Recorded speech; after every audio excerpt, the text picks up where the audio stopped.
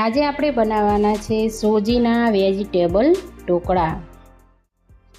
આમ આપણે જોઈએ છીએ કે બાળકો ઘણા બધા શાકભાજી નથી ખાતા, પણ આપણે જે ઢોકળા બનાવ્યા છે તેમાં ઘણા બધા શાકભાજી નાખ્યા છે।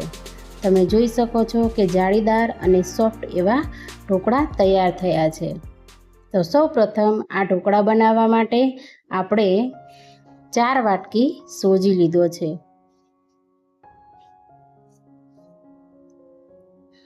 સોજી લઈ અને તેમાં આપણે દહીં નાખ્યું છે અને તેમાં આપણે 1 ગ્લાસ પાણી નાખી અને પછી તેને મિક્સ કરીને આ રીતે હલાવી લીધું છે।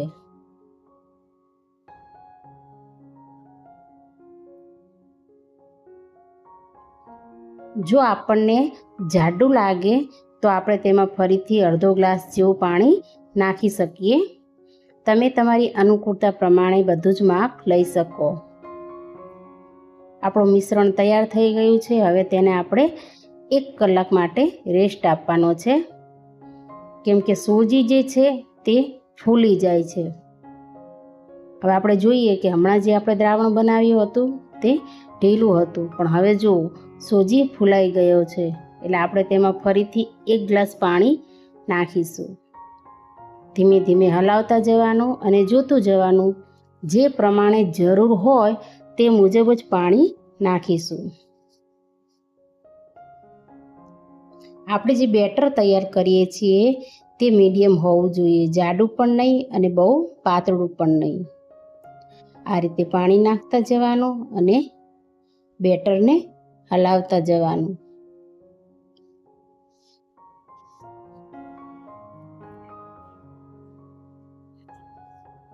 હવે આપણું બેટર તૈયાર થઈ ગયું છે। તેમાં આપણે નાખી છે છીણેલી દૂધી।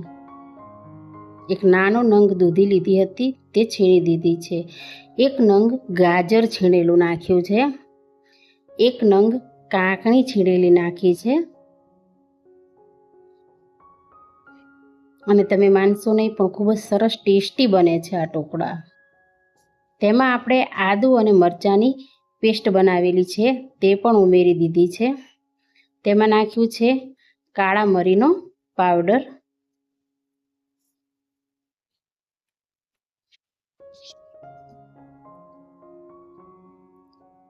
આ બધું જ આપણે સારી રીતે મિક્સ કરી લઈશું બેટર સાથે।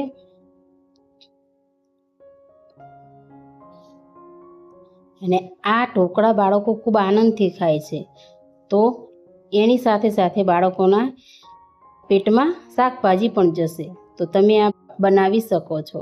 હવે નાખ્યું છે 1 ચમચી ધાણા જીરું, 1/2 ચમચી જેવું મીઠું। મીઠું આપણે અનુકૂળતા પ્રમાણે નાખી શકીએ। ફરીથી તેને હલાવી લીધું છે।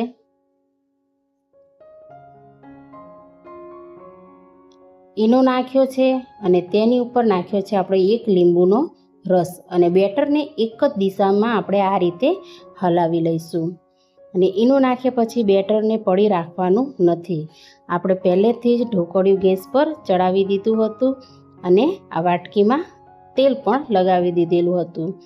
તો હવે તેમાં આપણે જે બેટર તૈયાર કર્યું છે તે નાખી દઈશું અને તેની ઉપર નાખ્યું છે આપણે લાલ મરચું પાવડર।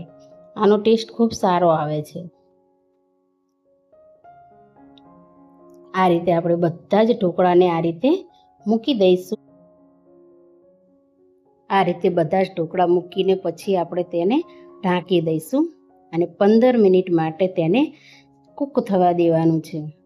તમે જોઈ શકો છો કે 15 મિનિટ પછી આપણા ઢોકળા સરસ રીતે તૈયાર થઈ ગયા છે।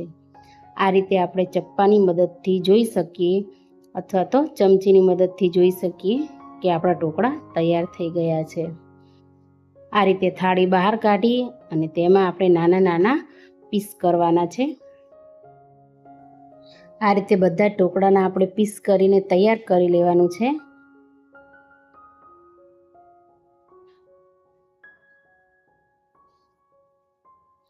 આ ઢોકળા ખૂબ જ સોફ્ટ અને જાળીદાર બને છે। બધા જ પીસ કરીને આપણે એક વાસણમાં લઈ લીધા છે અને તેની ઉપર નાખી છે કોથમીર। હવે આપણે તેલ ગરમ કરી લીધું છે, તેની અંદર નાખી છે 1 ચમચી રાઈ, 1 ચમચી તલ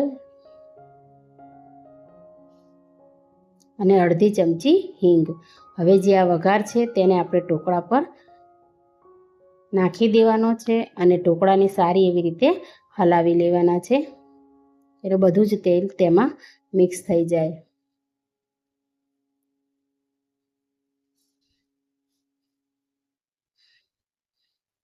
આ ઢોકળા સાચે જ ખૂબ સરસ બને છે.